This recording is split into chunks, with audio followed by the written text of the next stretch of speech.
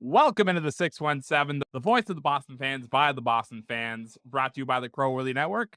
We got pretty much all the whole crew here, two missing exceptions. Craig D'Alessandro, Joe Malkin, Ray Sean Buchanan, and Michael Arcangelo with me. We're going to talk about today, Sunday's Patriots victory over the New York Jets, only their second divisional game of the year. Patriots walk away with a 22-17 win. Patriots are back to mediocrity, back to 4-4 on the season. Trade deadline was Tuesday afternoon at 4 p.m. Record-setting day across the NFL for trades. None of them, including the Patriots. I think every team in the AFC East improved except the Patriots this week, which is nice and all. But Patriots now 4-4 on the season. Mac Jones started this game, which I was happy to see. They actually named a starter earlier in the week. I was happy to see that heading into this game. Before we actually get to this game, I just want to ask you guys. I'll start with Mike on this. How we felt that Mac Jones actually got the full start in this one compared to last week against the Bears when it was, I don't know what the hell happened at that quarterback situation last week. I mean, I think that this week was a week that you had to make a decision, and you had to figure out what you had with Mac. I think we have a pretty good understanding of what we have with Bailey, but I thought the decision to start Mac Jones was the right one, especially again, you wasted or not wasted, you spent a 15 overall pick on him, and not for nothing. Mac this year, when he's under center or when he's the quarterback, he's pressured 70% of the time. Bailey Zappe's pressured 20% of the time. So when you think about, I think Zappe's doing great, not taking anything away from him. But when you see the performance that Mac had in this game, knowing that he was literally on the move, I think this game he was pressured eight and a half times just because of Marcus Cannon's ineptitude alone. I thought it was the right call. I think he looked really good, and hopefully this solidifies him as the starter. I mean, in the post-game press conference, he was all but, I can't say that, but he was tickling Bill. So I think everyone's on a good page again. Yeah, I mean, I don't know that you're ever going to win a Super Bowl because of Mac Jones, but if you're in a Super Bowl, he can help you win one. He's like he's like what I say about running backs for every other team, and for the quarterback position for New England Patriots. Ray Sean, I know you had the Zappa Fever the last couple of weeks. Do you feel like the Mac Jones deserved another start, or should the Patriots just continue to have gone with the hot hand Bailey Zappe after he won those two games against Cleveland and Detroit? Yeah, I still need another shot. So I have a little bit of the fever when it comes to Zappe. I think that will be another week for sure. But I mean, listen, for them, like, as Mike mentioned, to have the 15th overall, to pick Mac Jones, you have to see what he's going to do. So for him to be coming there, throw just right under 200 yards, I think he had another like 20 on the ground. Like he's finally showing some legs here, which I'm like, I don't know if I'm, super pleased with that, but I get it. When you're running for your life, literally, like you're gonna have to get some yardage on the ground. So, but no, I mean, I was pleased with the performance overall. I wouldn't say it was really good, but obviously it was enough to get the win. And if he just becomes where Alex Smith was for years, which is that game manager, then okay, fine. That will win you a lot of games. Don't know if it's going to get you to SoFi this year. Well, it's not getting to SoFi this year, but unless a miracle happens. But yeah, please overall. And, it also helps when you get 127 on the ground too from the run game. So that helps. Mr. Malkin. I thought he stunk. I thought he looked bad. I mean, he threw an interception. He threw another interception that got called back. That would have been a pick six. Got called back on a bad passing, a roughing the passer call. He fumbled the ball, and it was luckily picked up by what was that picked? Yeah, it was picked up by one of his guys. He almost threw another pick that went in and out of the hands of a Jets linebacker, Mosley's hands. I thought he didn't play well at all, and I thought the guy that won the game for the Patriots was the quarterback on the other team, who stinks even more. I think Robert Saleh is a good coach. I think he kept the Jets in that game.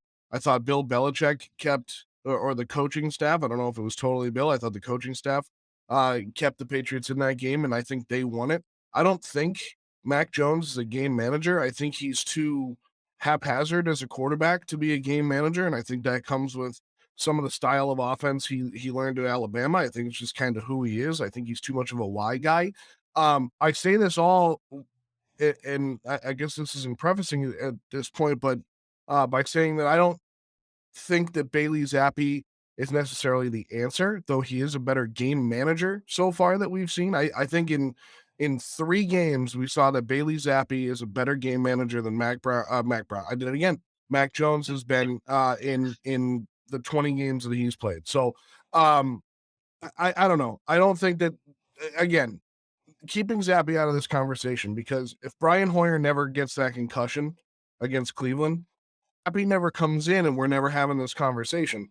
I was at the game against Chicago when everybody wanted Zappe. I thought I said this on last week's show. I think Eberflus just outcoached Belichick in that game, and I thought they were the better team. I don't know if they're the better team overall, but they were on that Monday night.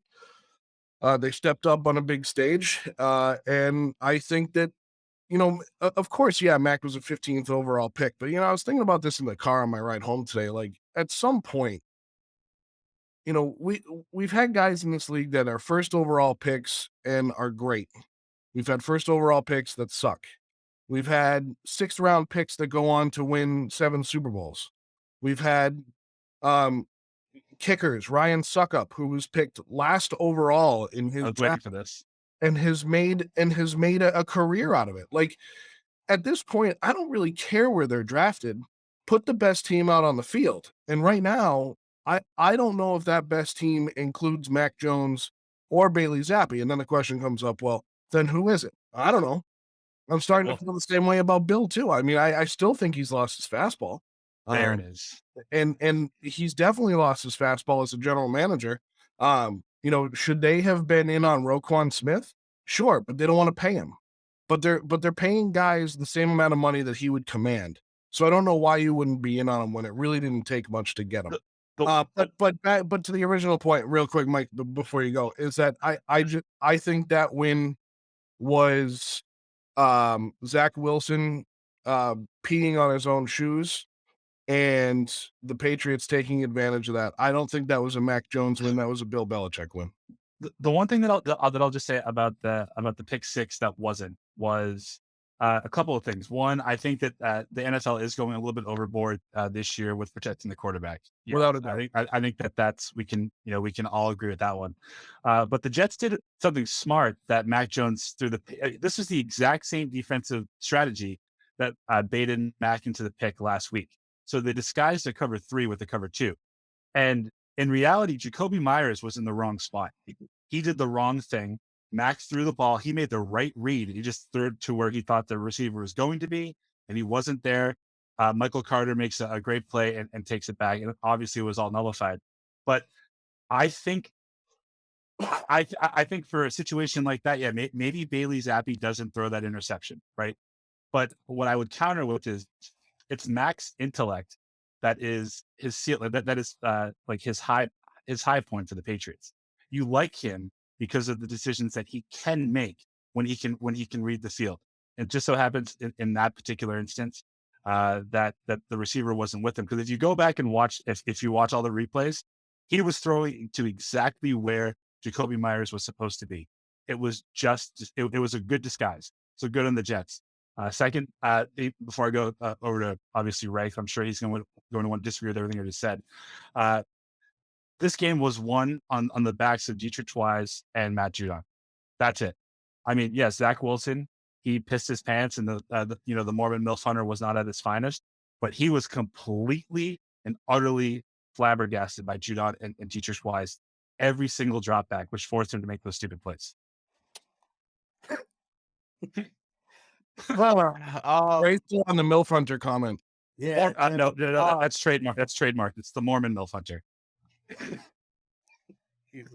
all right. Besides that foolishness that was said there, I'm not going. I mean, I guess yes, the defense definitely played well, and I said this in I don't know where I said it. I don't know if I wrote it in our group chat or I said to somebody that I know watches New England like we do. Nick Folk was the MVP of this game. Like, not 1, not 2, not 3, not 4, but 5 field goals. Because this offense still fucking blows. Like, Yeah, Ray, I'm all Nick Folk won the game. He won this game. Not Judon, even though those guys were great. Nick Folk, Nicholas Folk, whatever you want to call him. He won the game. Once again, when you're scoring 15 after 22, once again, they only scored one offensive touchdown. Like it's a joke.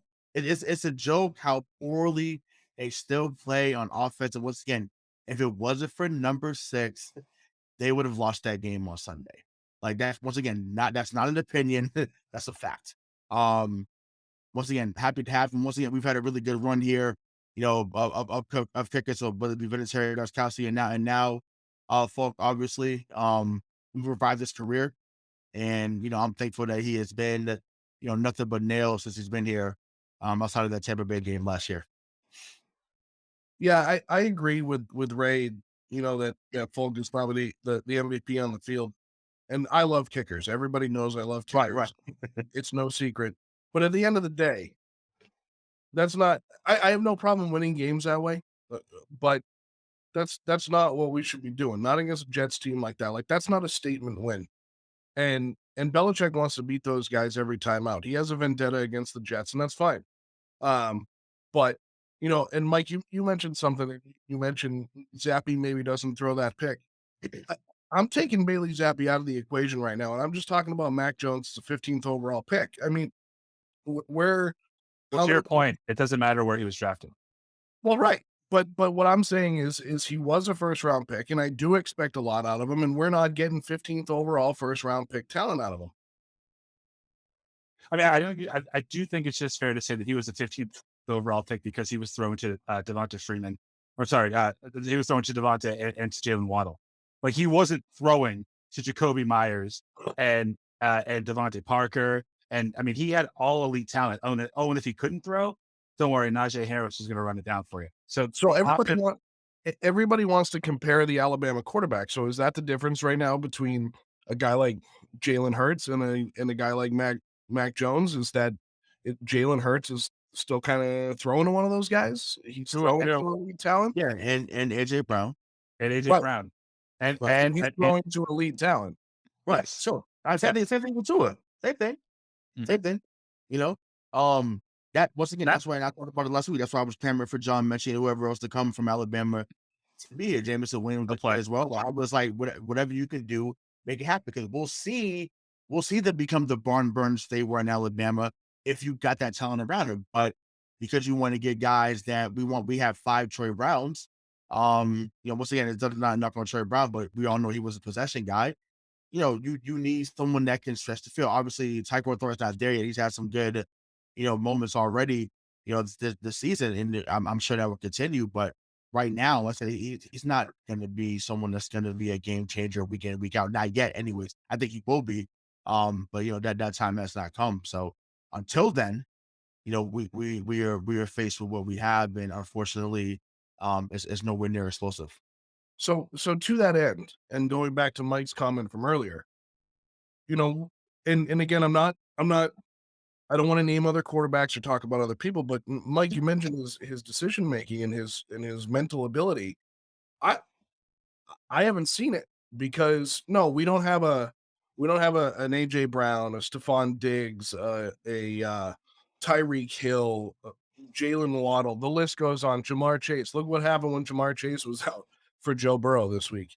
I look at this team and say, great, but if they're gonna put together the team the way that they are, they want a smart quarterback back there who's going to be able to make everybody around him look better. I don't think he's that guy that's going to make everybody around him look better. Yeah, it's fair to say. I would just say that that the comp is his decision making is elite when he has time. We saw it last year. I mean, he was the best of the rookie quarterbacks last year. And there's no coincidence that he was sacked less, he was pressured less, and he had a competent offensive coordinator last year. And you get to see what made him, presumably the 15th overall pick. Now, again, if you are being rushed or under pressure, 75% of your dropback, it's an end, and you feel it, you feel like you have this conception that you're playing for your starting job. You're going to try to win the Super Bowl on every single throw. It's going to rush your plays. And I think we're seeing that a little bit.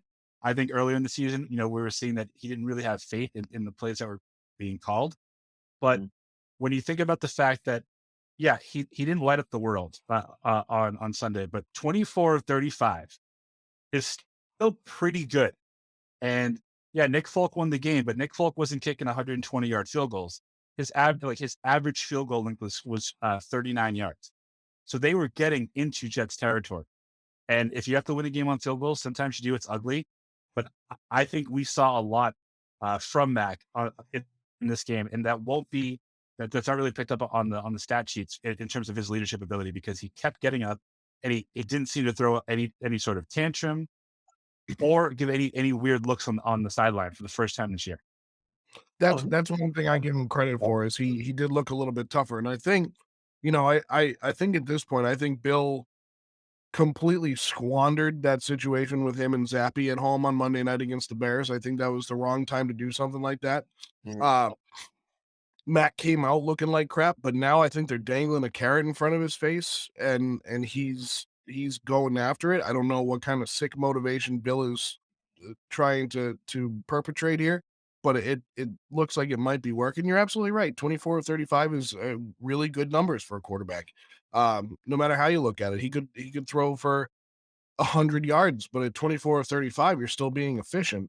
I don't know. I mean, I wasn't impressed. I think that Jets defense is really good. Yeah. As well. But I wasn't super impressed. And again, I'm not saying Zappa Fever go to Zappe. I'm saying I'm just not impressed with Mac. Yeah. Go ahead, Greg. I should say that he was 24 of 35, but 7 of those receptions went to Rhamondre Stevenson, who I felt was the only offensive person who, really shined through in this game. And, Rhamondre's clearly been the MVP of this offense through 8 games. And that typically means you're a bad offense if your running back is the best player on the team in this NFL. So that still worries me. I still think Mac Jones can be the quarterback that we saw last year, which I thought was actually, pretty good for what it was. A lot of things changed during the offseason. Obviously, the offensive coordinator changed. Looks like, I don't know how long Josh is going to be out in Vegas the way he's going right now. But I would just, before we let Ray talk for the next 3 minutes, because we've interrupted him for 3 straight minutes, I would just say Alvin Kamara was often the leading reception, or the leading receiver in New Orleans when Drew Brees was there. Would you say that offense was bad? Towards the end, probably. At the end, but not always. No, not always. Well, I mean, but listen, they also had Michael Thomas and stuff like that too. Right. Yeah, I don't care about those kind of players. I thought they did.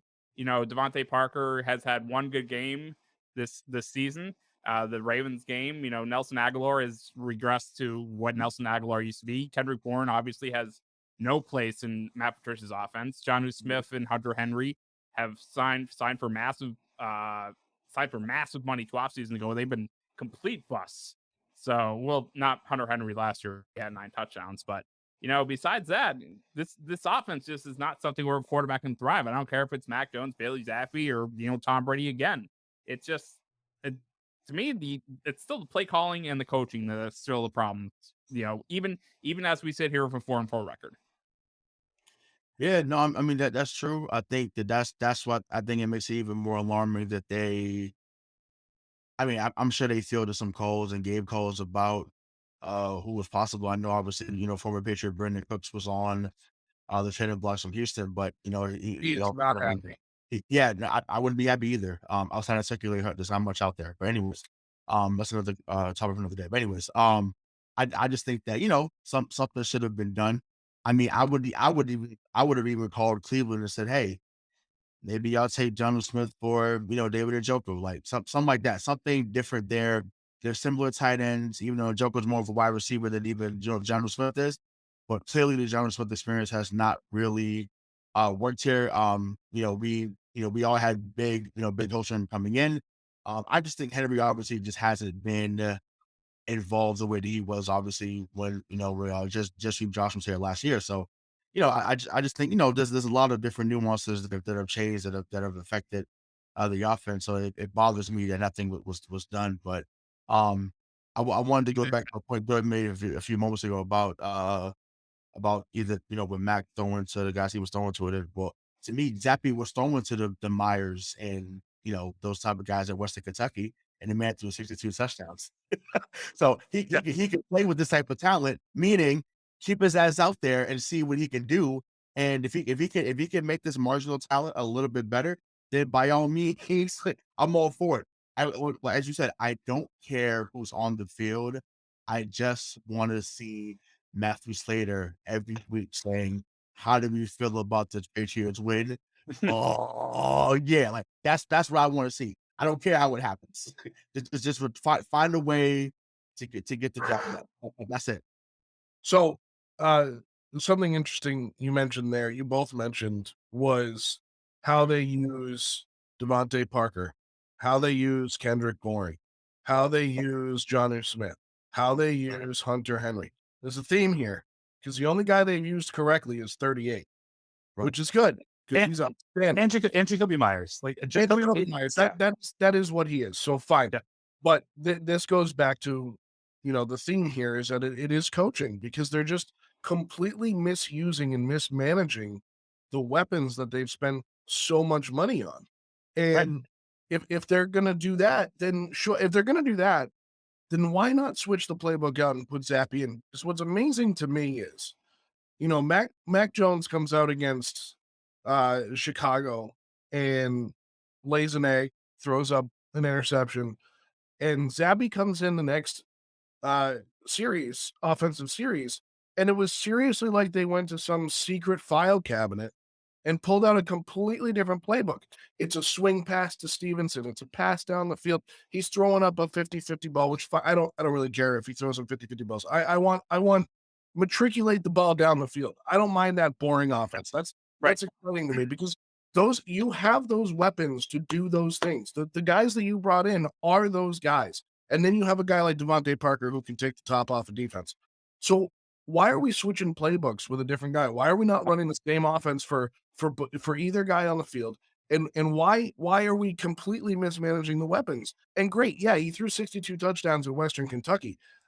Clearly, he knows how to manage a game. Like we've seen it. Jimmy Garoppolo didn't go to a big FBS school. He is a game manager. He manages the game. And for years, as great as he is, Tom Brady managed the game. He managed facts. But to your original point about why do they keep switching up the offensive scheme of the play calling? What else do you expect from a failed defensive coordinator and head coach who emanates from the South Dakota Institute of fucking Technology? This is what happens. Also, to your point about play action, Mac Jones last year had an 83% completion percentage when there was play action. Mm-hmm. Fucking call it. What are you doing? Yep. I truly don't understand that. That also alleviates the pressure on him, instead of you just having to do a 5-step drop to get his ass kicked by whatever defensive lineman's going to come his way.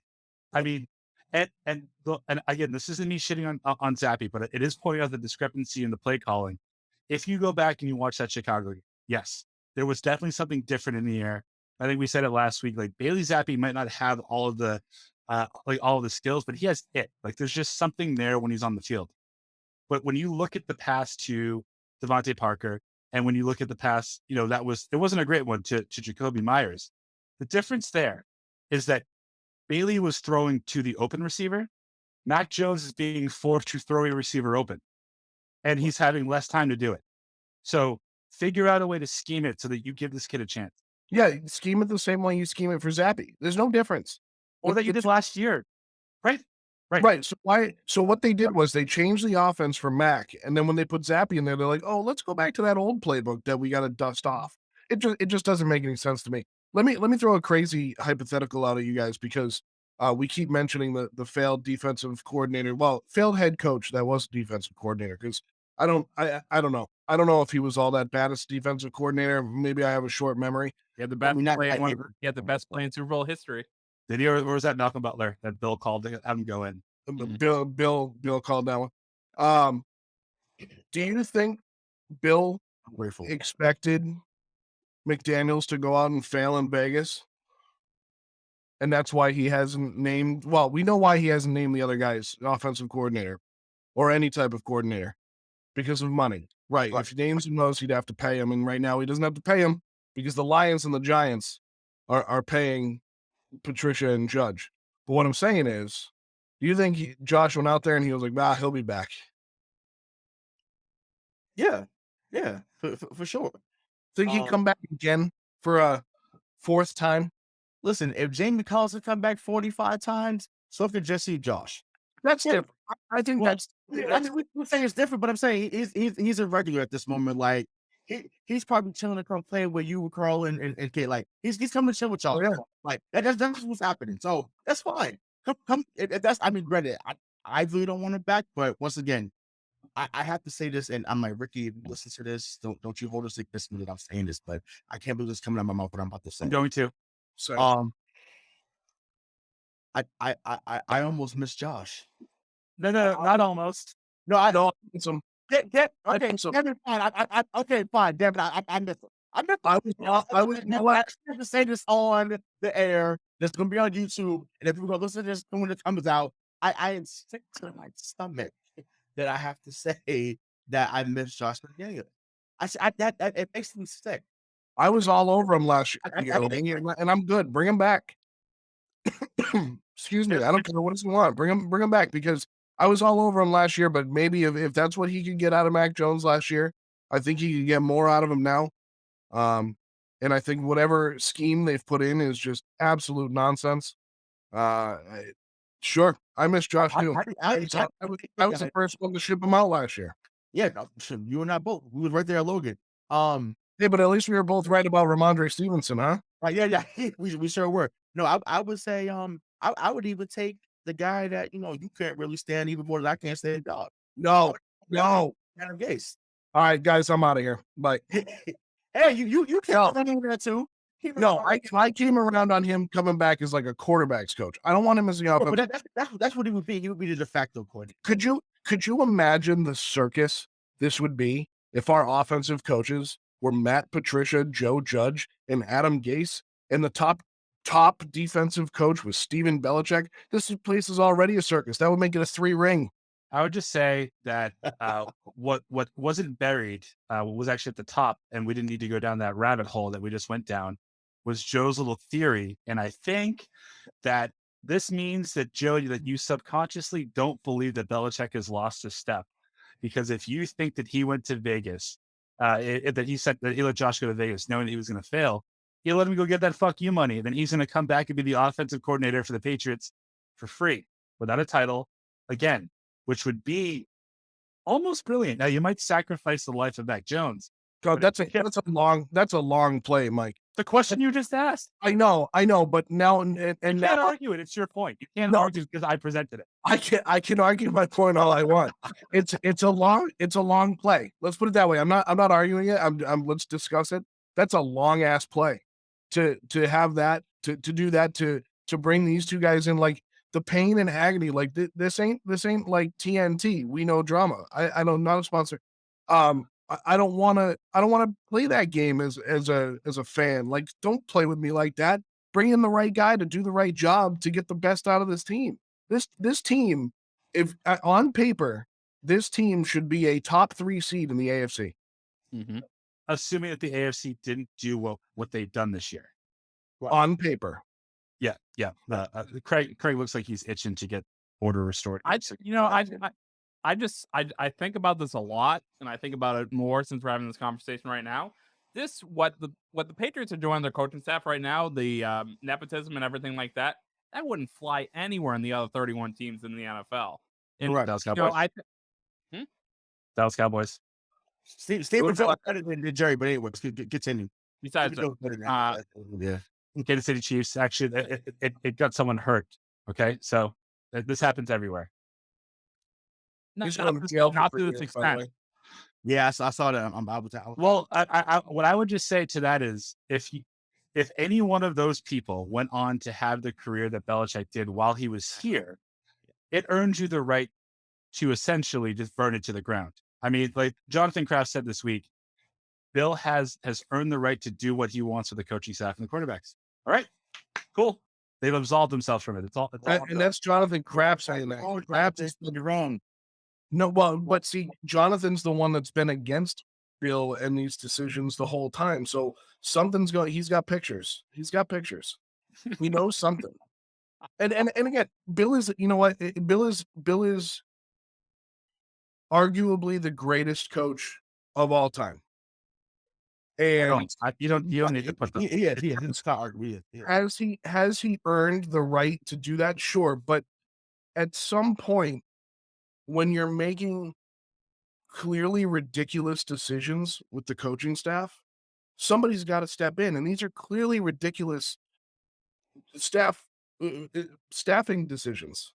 Right. So I mean, I would just say, Joe, that he's made really ridiculous decisions personnel wise for the entirety of his stay here in New England, but he's always had that blemish, that blemish cover up that they had. I mean, there wasn't long ago that we started Julian Edelman at cornerback in the fucking Super Bowl. That happened in 2011. But again, it was in the Super Bowl, and it's because you had someone else at quarterback. I would just say the same thing that I've been saying for years. I think you're right to say that Bill has lost his fastball, but it's not as a coach, it's at a GM. And right now, he's still he's working his ass off to make up for the mistakes that he made as a general manager. And he put himself in a situation where if he goes, 9-8, that'll look like a huge turnaround because of how the season started and all of the chaos that occurred. He's still the greatest coach in the game. I would really terrible decisions. But I would argue that he didn't make the signings he's brought in the last two drafts, which Craig and I talked about last week. The signings he's brought in, the guys that he's brought in, Hunter Henry, Nelson Agholor, Matthew Judon, even Devon Godshaw looks like a good signing right now. Drafted Christian Barmore, drafted Rhamondre Stevenson. He's brought in the personnel, but now they're being mismanaged, especially the offensive weapons. So to me, that's GM Bill actually doing the job properly, and Coach Bill doing those players that he signed a disservice by not giving them the proper coaches to lead them on the field. But can this draft save his job though? This particular draft here. So Marcus Jones, yes. Jack Jones, Bailey Zappe now was playing. And then, who else am I missing? So Marcus Jones, Jack Jones, Zappe, who else they get? Cole Strange. Yeah, Cole Strange. Like, the way these guys are playing, they're not going to be ready. I mean, I know Craig, Craig put him in the dark horse again last week, but on Sunday, I just said, but it was this week. It was, I know it was you that's right. He's had two straight bad games. Oh, yeah, yes. Yeah, two straight penalties after not having any penalties so far this season. Either way, he's still better than Isaiah Wynn. Even though I don't want that to be the threshold, but we all know that he blows. But yeah, I just think that maybe this is the draft that can end up saving his career. And think about it. Douglas been an instrumental piece. Barmer's going to be an instrumental piece. So there are some gems in there. Oh yeah. And I'm not sitting here to defend the thinking. I think Bill the GM needs to go too. But these last couple of years may end up being some people that you're like, oh, this became a part of the new core that ends up doing something for a number of years. I just hate that Douglas already 25, 26. I just hate that because I feel like he could be great here for years to come. Marlon, if you're hearing this, we got to get the jersey soon. Got to get Douglas jersey soon. And Joe, just to your point, because when you say that you don't have any problem with his signings, from a personnel standpoint, I have no problem with the people that he brought in last year. The problem though is I'm gonna read the four people that make less than Nelson Agholor. Right. And there's a lot of people, but just the top four. Tyler Boyd. Would you rather have Tyler Boyd than Nelson Agholor? I would. Yes. Sterling Shepard when he's healthy? Absolutely. No. Well, when he's healthy, yes. But Sterling Shepard, just base value, no, because he doesn't stay healthy.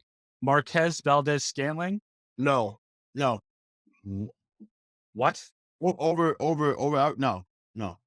Over Nelson Agholor. Then the next guy was the one that I was kind of iffy on was Russell Gage. No. Okay. But we do agree. Yes for me, but yeah, yes for me. They're on board. Right? I mean, Nelson Agholor is making $1 million more than Tyler Boyd and Sterling Shepard, and Valdez Scantling. Like that's bad cap for someone who really values the cap. The player's fine. You just overpaid for him based off of 1 year that you saw in Oakland. Sure, but they're also he had one good year in Philly too, but other than that, he was Mr. Stonehands. Yeah, fine, but still, instead of the microscope lens on Agholor, I mean, look at it all around. I mean, look at Kendrick Bourne. I mean, that guy is dynamic. He's the most dynamic guy on the offense. I mean, maybe Stevenson is because he actually looks really freaking good. But Kendrick Bourne can do everything. Kendrick Bourne is Debo light. I've said that multiple weeks now. Kendrick Bourne can produce like Debo if you give him the opportunity to do so. But again, you have a failed head coach, defensive coordinator as your top offensive coach, and a special teams coach and failed head coach as your assistant. And look at this Giants team right now. And I make this comparison for a reason. I mean, look at the Giants team and what Daboll's doing right with them right now. I mean, they have a mediocre quarterback. I mean, Daniel Jones is the best runner on that team, and they have Saquon Barkley. Like it's amazing. So, but I look at the team and say, yeah, all right. So you want to talk about Nelson Agholor and the amount of money they spent on him? Sure. Did they overpay for Devon Gottschalk? Probably. But if you look at Kendrick Bourne and what we imagined as fans and as podcasters, what we imagined they were bringing in Hunter Henry and Jonnu Smith for was to be something of a Gronk, Aaron Hernandez style of offense. They haven't done any of that. They haven't done any of that. It's a mix and match pish posh of nonsense that they can't like. We don't even know what they're gonna. Sometimes I wonder if they know what they're gonna do week in and week out. And this week against the Colts is gonna be something else because that defense hasn't been good. They just fired their offensive coordinator. I still like Frank Reich, but they don't know what they're doing in quarterback. Well, they do. They're starting the rookie, but they should be better than what they are because they did spend the money. So if you want to spend the money, make these guys as good as they're supposed to be. Yep. What are you laughing at? We won. And this is what we're talking about. Like that's how bad it's gotten here. Like this is after a Patriots victory, and we've said, and I agree with all of it. I endorse it, everything. But that's how bad it's gotten here. It's about the standard, And once again, and that for those of listening, you say, "Oh, would I miss your house closed?" Okay, fine, whatever. Like get over it. With it's all we know. It's all, yeah. I mean, all that we have known. Yeah, we can't just suddenly be like, after 20 years of what just happened, we can't suddenly be like, well, I guess it's a rebuilding year or something like that. Yeah, no, fuck that. No. We don't know how to do that. No, it's not even not knowing how to do it. I'm not looking to go for that. I'm not here for that shit. I'm sorry. But here's the team here. Even the damn Revolution. I don't even want to see them go down. Everybody needs to be competitive. Once again, you're not winning the Super Bowl or a championship every year. That's not the beef.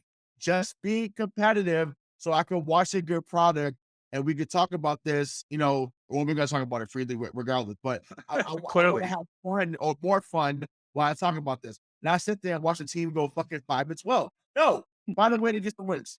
Period. Well, right. And it's funny because you mentioned the Reds. They have the Reds and the Patriots have two of the best coaches, American coaches in their sport of all time.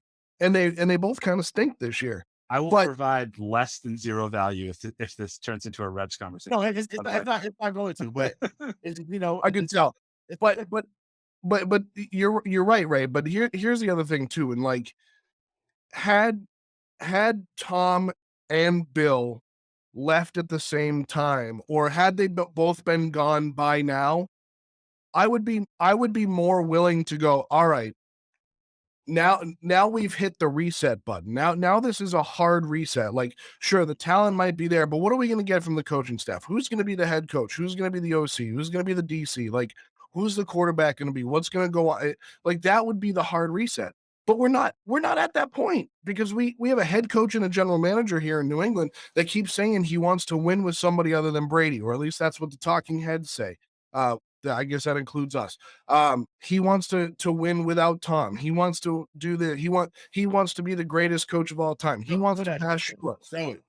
But here we go. So like we lost Tom, but that's great. Bill, you're the best coach of all time, dude. Figure it out.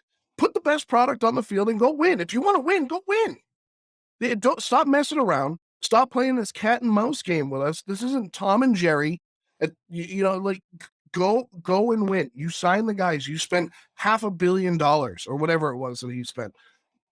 Go and win. Figure it out. Name the right coaches. Put in the right scheme. You did it for 20 years. You won 6 friggin' Super Bowls. I'm with Ray on that part of it.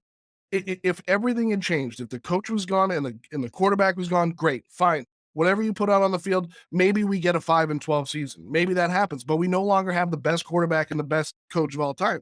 It's a completely different regime. But guess what? We still have the best coach. So win. It's hard to follow that, Craig. So we somehow found a way to get all the negatives out of a Patriots victory where the Patriots are now back at 500. The NFL trading deadline was today. A lot of moves across the NFL, none including the Patriots, which isn't uncommon for them, but still Belichick has made moves in the past.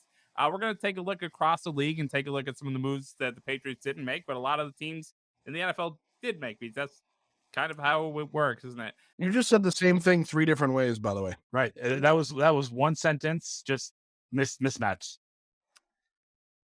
Welcome back to the 617, brought to you by the Crowworthy Network, the voice of the Boston fans by the Boston fans. Once again, Craig D'Alessandro, Joe Malkin, Rayshon Buchanan, and Michael Marcangelo with us. NFL trade deadline was Tuesday afternoon, 4 p.m. And since we just talked about BetUS.com, our favorite sponsor here, let's talk about Calvin Ridley going to the Jaguars. I felt like the Patriots should have been in on that one. Even though that was kind of a shock move since he was suspended the whole year. Yeah, listen, I understand why people would want him, but we need a receiver on this team now. But if you think about next year, the Jaguars team, you're gonna have Christian Kirk, you're gonna have Calvin Ridley, assuming that they let him actually play the game and not have to watch it from the DraftKings fan box that he's being stuck in right now. That's gonna be a deadly offense. But what do you do? So you give a 5th round pick, right? But if you're the Jaguars and he does well next year, that turns into a 3rd round pick. And then if you sign him, it turns into a 2nd round pick. So they may or may not have handicapped themselves for at least the next year or two. I think it's a good trade for both teams. But that has all the makings to be an electric offense next year for the Jaguars.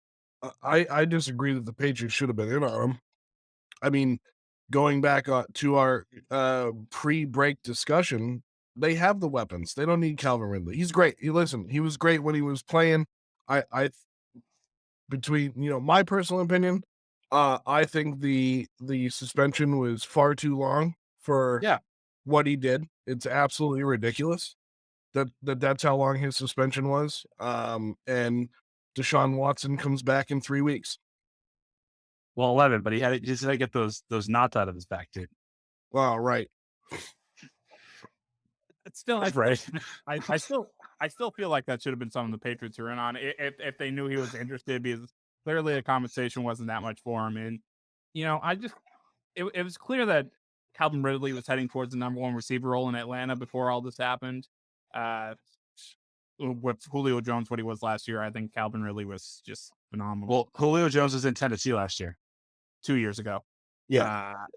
So I just feel like the Patriots are one dominant offensive skill player away from being getting back to what they were. Craig, they could have Jerry fucking Rice as a wide receiver, and if Matt Patricia is calling the plays, he will look like Chad Jackson.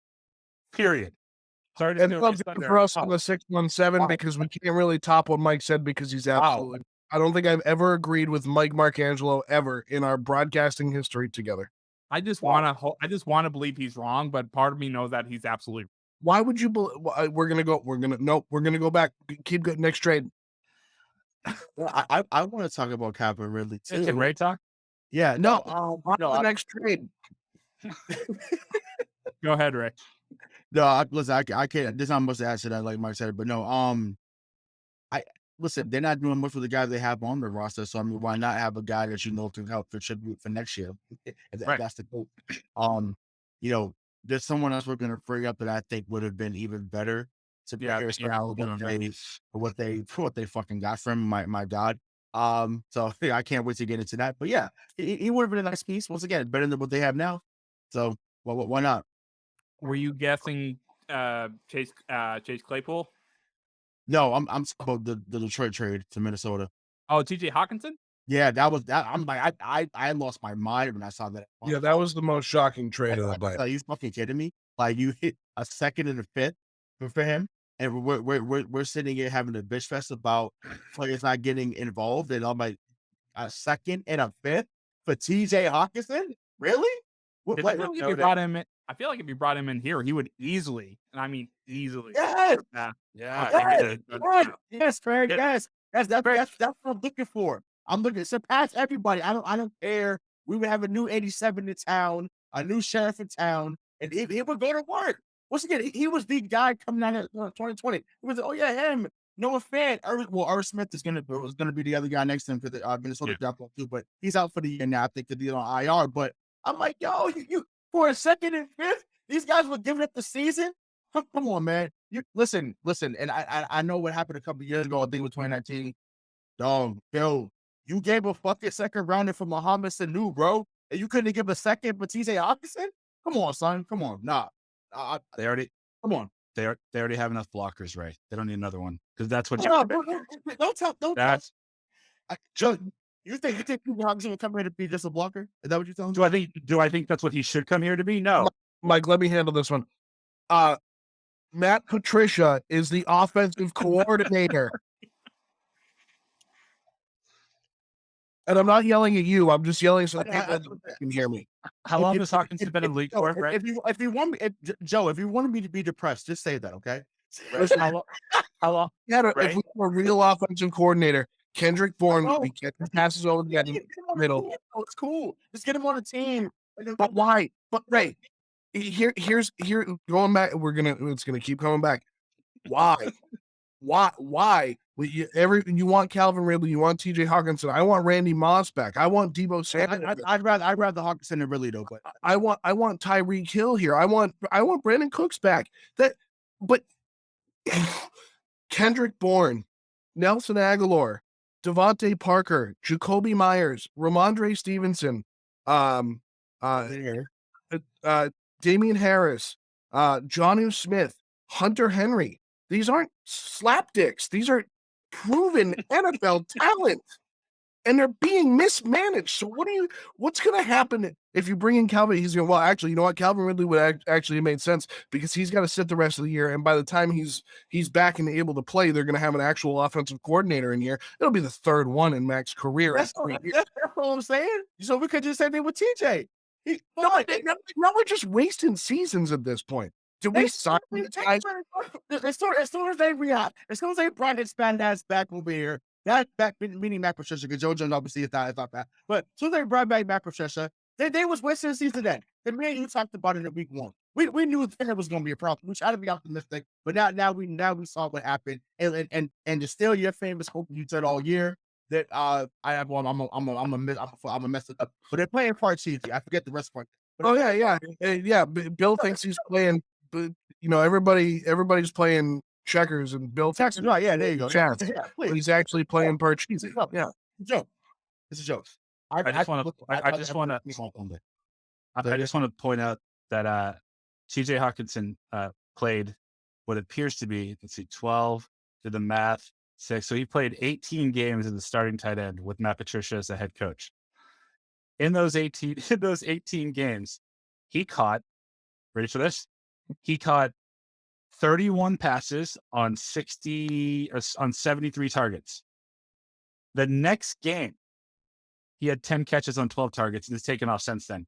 Matt Patricia had him once, didn't use him, won't use him here. There's no need to ever want a guy like that because he might be mishandled.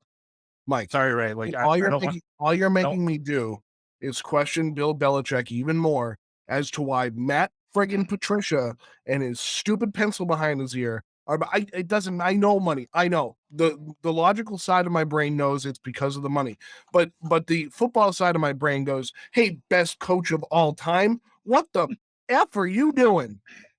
I'm saying. Yeah, he ain't just saying it. But Claypool would have been dope too. I know that's straight crazy. So my bad. But yeah, but Claypool. No, I was actually gonna skip every other offensive position because we're just gonna go back. Yeah. It's a circle. It's a circle. In Chicago, as Dave will say, should be a good upgrade there for their offense. So, Yeah, that was a good trade. I like Claypool to Chicago. I Yeah. think that's going to help Justin Fields a lot. They don't have a bona fide number one, and I think he could become that.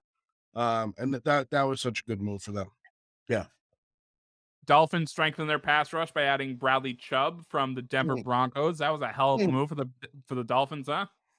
Yeah, in one of my fantasy leagues, he's on a bye this week, so I was going to pick somebody up to put him on my bench, and about 10 minutes after that, he gets A linebacker? Oh yeah, it's an IDP league. Sorry, it's an IDP league, and then he gets traded, and I'm like, well, got to cancel that because he's playing this week. I mean, can you just imagine? I mean, Miami is loading up to such extent that Brady is going to win 18 years of them next year when he's their quarterback. Like it's going to be absolutely insane. I've really been trying not to swear with my couple rants on this one, but you know what, Mike? Fuck you. I'm saying it, and we're back. Yep. Yeah, because Dolphins you see it one. The Dolphins have loaded up, Craig. They absolutely loaded up. This is just me another addition to that trade that the Dolphins made last year when they made it from San Francisco so the 49ers could select Trey Lance. So this is them reaping the benefits of that trade of San Francisco last year. So good for them. Yeah, I mean it is ridiculous. I think did I post that in the Discord earlier today? Yeah, I said what they've turned. So Miami turned 3 first rounders from 2021 Trey Lance pick swap into Jaylen Waddle, Tyreek Hill, Bradley Chubb. As Ray would usually say, ball game. Right? Yeah. Right. But we got Catchy Boy and Jacoby Myers, baby, and they're still not the best team in the division. Imagine that. Imagine that. You know what would be a great signing for them is Rodrigo Blankenship, the kicker. Just because I think him and Mike McDaniel would get along really well. Big nerds. Yeah, is that the thought of that just getting your laces all up in a knot there? Yeah, it does. Because I actually like Mike McDaniel. I think he's doing a hell of a job down there in South Beach. Yeah, gotta get that wheelbarrow. Yeah, well, he is. He is, unfortunately.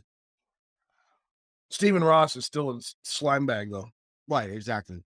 Oh yeah. I mean, talk about doing the opposite. I mean, you fired Flores for not tanking. Now this year you're loading up. What an asshole! Asshole. That honestly, that makes me sick of that happening. Because they might have been 8-0 for us right now. Whatever their record is. They might have been 8-0 or 7-1, whatever. The defense, the defense giving him Bradley Chubb, Xavier Howard, some other guys. You kidding me? Please. Yep. It's crazy. Dolphins also added to their offense by adding Jeff Wilson Jr. to Miami. I believe he shores up for them. Clearly the Dolphins are going all in, and it's frustrating as a Patriots fan to just see the rest of this division that needs to be completely nothing, just completely curb stomp us and leave us at the bottom of the division. Well, that's what's going to have to happen next year. Is Bill's actually going to have to do something as a GM and as a coach? He's actually going to have to staff his staff the right way. I'm not going to get excited about that shit. And I mean, they brought in Jeff Wilson, which is a great ad for them, and it's a good move for him because they just brought CMC in San Francisco. They did trade away Chase Edmonds. He was actually part of that Chubb deal, I believe. He went to Denver. Yeah. A lot of swapping around. What's that? No, so leaving South Beach for Denver, I'd have been fucking sick. I mean, just remember, because it's been a long time since I got to say I told you so on the show. It has been. They count down the days. Go back and listen to the show where I said that the Patriots will be closer to the Jets than they will to the Dolphins or the Bills. Oh, it's already happened. It's already happened. I didn't know that we were going to be below the Jets, but that's Well, we are we are closer to the Jets than we are the Dolphins. Bills. Death taxes would be in New York. That's what we do. So I'm not worried about that. But sure, if you want to, you can have that moment. I'm not mad about that. Well, Ray, there's only one team. If you say it again, Joe. There's only one team in New York. That's Buffalo Bills. Right, Buffalo Bills. Right. I was a little confused with the move the Bills made for Nyheim Hines. Why? We're good. He's really good. He's Devin Singletary coming off his best game of the season. Devin Singletary might be having his best season as a pro. Yeah, but he'll disappear soon. He'll disappear soon. But Nyheim Hines is being brought in to be a third down back. He's a pass catching back. They've added another pass catcher to that already prolific offense. Right. Yep. And out of the backfield. I mean, that's a great trade. Yeah, Nyheim Hines is kind of what I hope Rhamondre Stevenson is. Like, I just think Nyheim Hines just wasn't used properly because he was already fighting. Because he signed Jonathan Taylor. I think Nyheim Hines is when it's all said and done will be a better James White.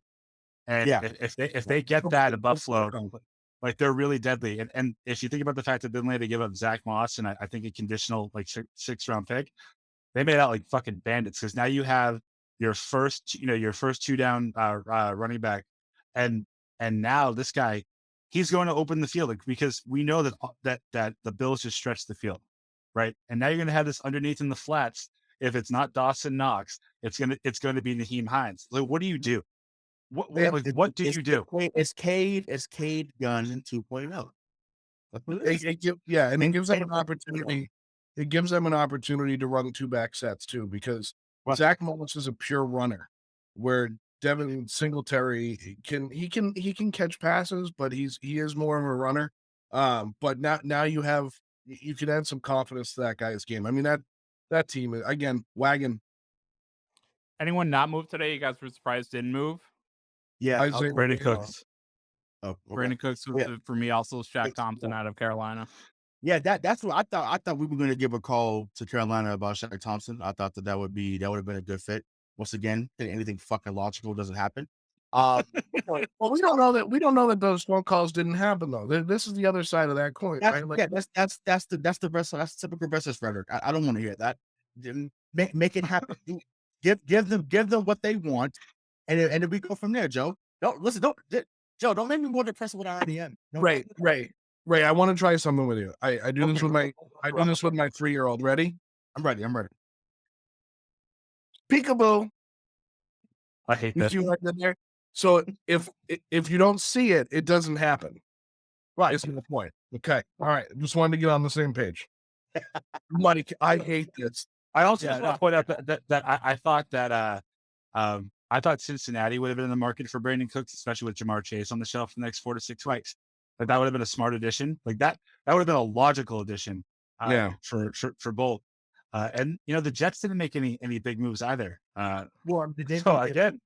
James Robinson before something down. So I think that was able, but Alvin Kamara not being moved was a shocker too. I think that the fact that he was on the market, I felt like maybe New York moved prematurely because him being there in New York with that offense might have been even better for that Jets team. But then again, maybe they just acted quickly, and that's what I'm talking about.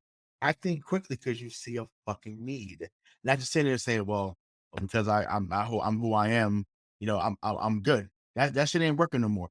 And the reason what I wanted to add on to that, what's happening now in the AFC East is what we saw in the Eastern Conference when LeBron was there. You didn't see teams really loading up because it was like, well, what's the point of loading up? As long as 23 is in the East, we're not getting to the finals. We may get to the conference finals, but we ain't winning that motherfucker. So that's what's happening now.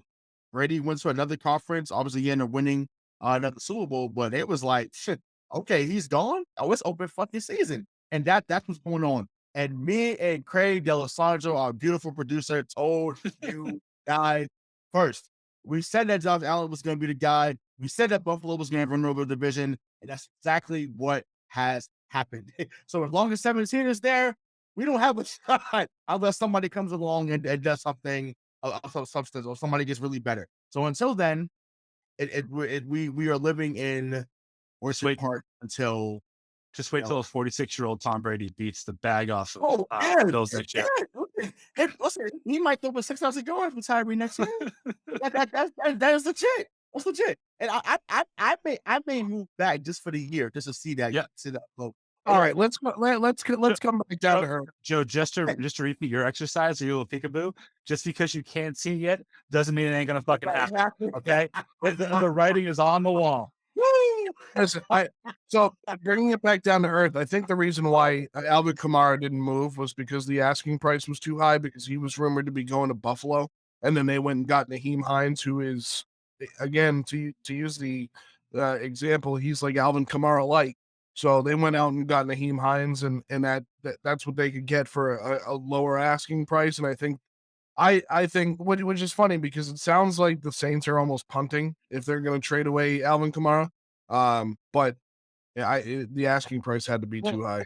I know that Craig will wrap us up, so fuck that. There are irresponsible teams out there, right? But many of them, even as good as Alvin Kamara is, let's say that the Saints were asking for 2 firsts. Do you do that?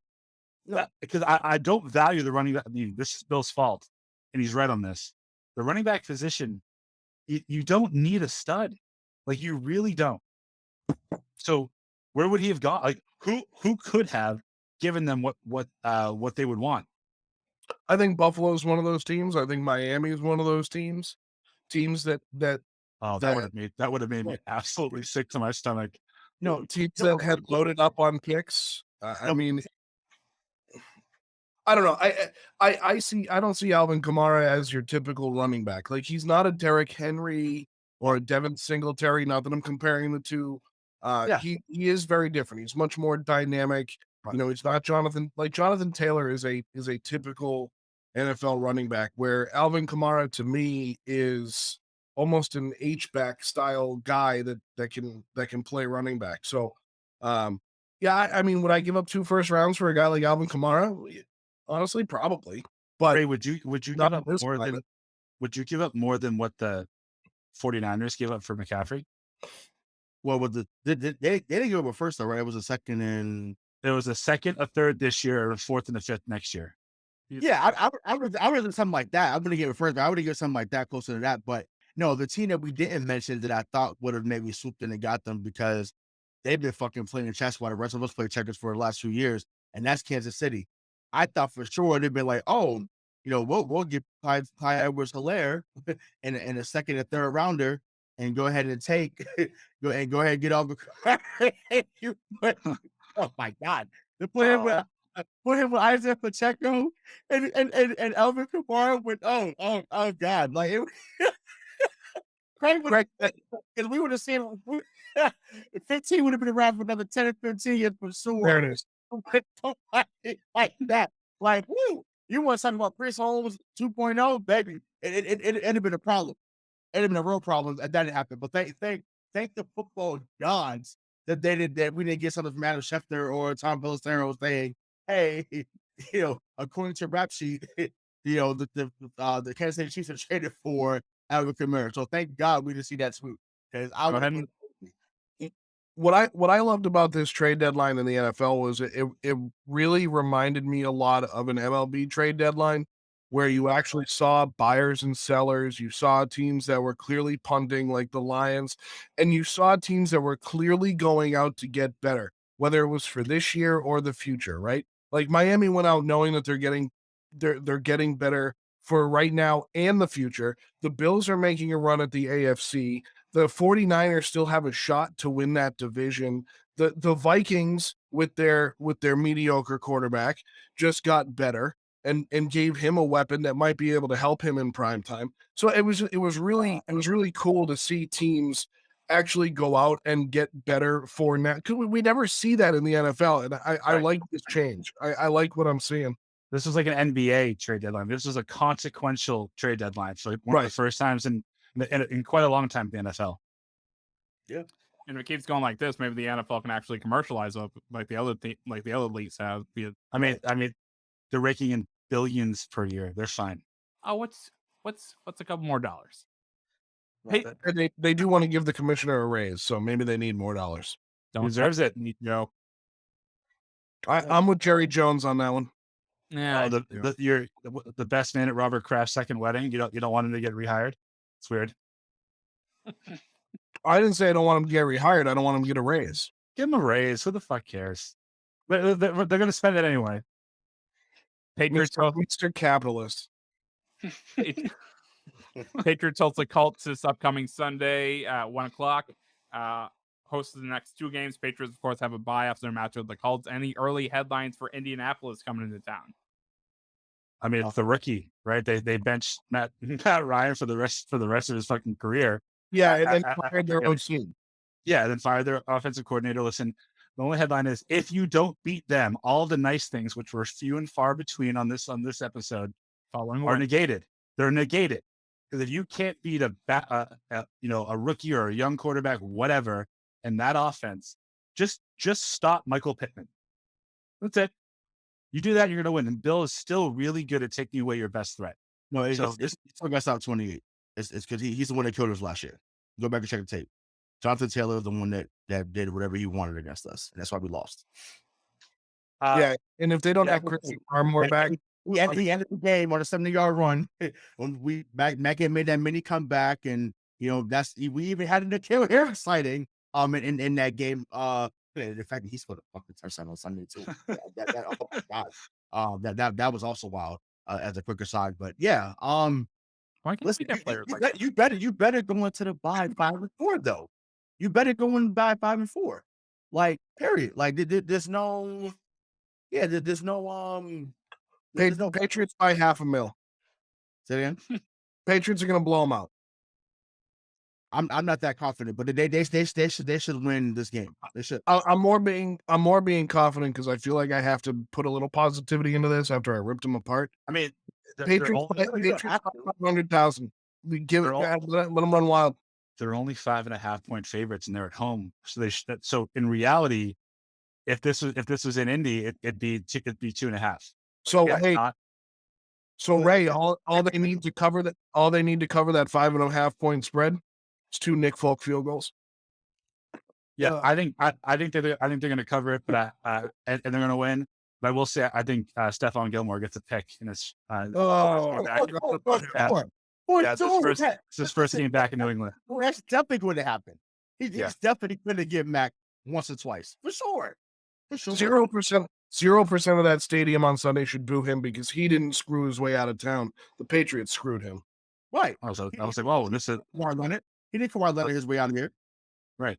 Well, just what you just said, Joe. I was like, oh, we're going to a Celtics show right now. But, yeah, he didn't Ime Udoka his way out of town. Well, we don't really know what he did yet, so I don't want to make light of it. But screw it, it's fine. It's fine. Well, fuck him. You can't top that, Craig. Thank you, Ray. Because I really didn't know I was going to end it on this one, but again, Patriots host the Colts this Sunday at 1:00 at Gillette Stadium. They'll host the Jets the following weekend before 3 straight primetime games against the Vikings on Thanksgiving, and then the Bills for the first time this season, and the Cardinals as well. So that little mini stretch of what we assumed were going to be easy matchups that turned out not to be is coming to an end by this time next month. And then that real tough stretch, which I believe Karen Garegan doesn't think we're going to win any of those. We are playing Kirk Cousins in primetime, so that's a win for us. That's true. I forgot about that. That's not 1:00 game when he is Superman. Right. No. So for Joe Malkin, Michael Marcangelo, Ray Sean Buchanan, I'm Greg D'Alessandro. You've been listening to the 617 podcast brought to you by the Crow-Worthy Network with the voice of the Boston fans by the Boston fans. And we will talk to you next week.